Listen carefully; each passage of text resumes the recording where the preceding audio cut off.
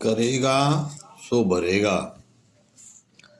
जैसी करनी होती है वैसा ही भोगना पड़ता है। साथियों, कभी कभी कुसंग में बैठने से भले लोग भी व्यर्थ ही बदनाम हो जाते हैं। काजर की कोठरी में कितनों श्यान हो जाए, कारी लाग लाग है। किसी ने सही कहा है कि एक मछली सारे तालाब को गंदा बना देती है। एक सड़ा आलू या बदबूदार आलू सारी डलिया भरे आलूओं को रोग लगा देता है। एक छोटी सी फुंसी सारे शरीर में तापमान को भर देती है, अर्थात दर्द ही दर्द पैदा कर देती है। इसमें बचने का एक ही उपाय है कि आप अनासक्त होकर के अपने कर्तव्य को करें, अनासक्त भाव से। तो आप ना तो सुखी होंगे और ना दुखी होंगे, क्योंकि किसी कर्म का फल जो विधान है या होनहार है उसे तो भोगना ही पड़ेगा, तभी वो मिटेगा। कर्म जो है भोग करके ही मिटेगा, क्योंकि प्रारब्ध या भाग्य का जो या नसीब है का जो खेल है, तो मान कर के सब कुछ सहते हुए अपने कर्तव्य को करना ही पड़ता है। बुरे लोग न तो किसी अच्छे पुरुष को मानते हैं और ना ही खुद समझ रखते हैं। कुछ अच्छा करने की तो उन्हें अपने अज्ञान का फल अज्ञान ही मिलता है, क्योंकि आपके संकल्प या सोच या नजरिया और आपका अपने स्वभाव का जो दर्शन कराता है। ईश्वर की मूर्ति में क्या ईश्वर नजर आता है? जब नजर आता है तो सब ठीक है, अन्यथा भ्रम है। तो साथियों,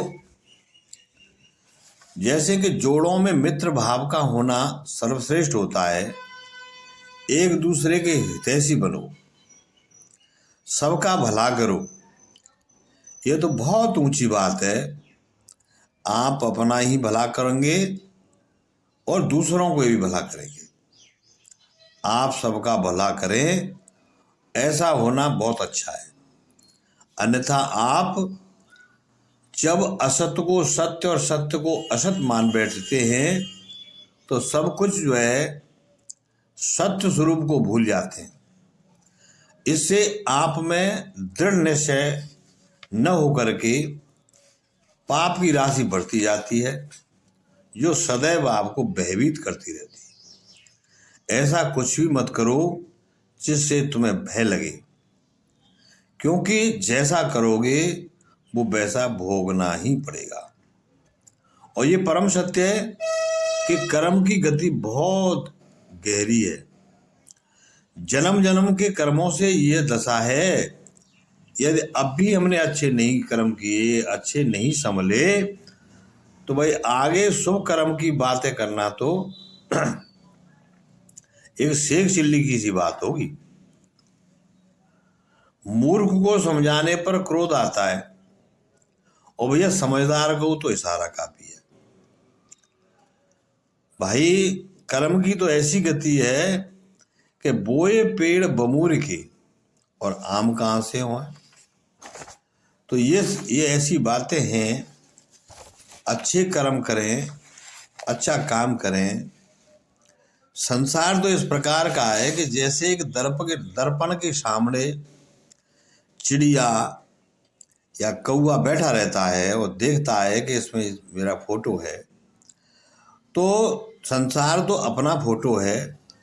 हम उसो में जो प्रतिबिंब दिखाई दे रहा है उसको हम दूसरा मान लेते हैं, उसमें खोट मारते रहते हैं और चोट हमारी चोंच में लगती है, हमारे शरीर को नुकसान होता है। हम दूसरे को ऐसा मानते हैं कि ये दूसरा है। संसार में एक ही सब में बैठा हुआ है, और ऐसा मान करके दूसरे पराया दुख हमारा दुख, पराया सुख हमारा सुख, जैसे हमको दुख दर्द हो रहा है ऐसे दूसरे को दुख दर्द होता है, ऐसा मान करके हम चलें, एक दूसरे को दूसरा ना समझें। कर्म की गति इसी प्रकार की होती है भैया। तो जो हम कर्म करते हैं वही हमें भोगना होता है। अच्छे कर्म करें, आगे बढ़ें। नमस्कार।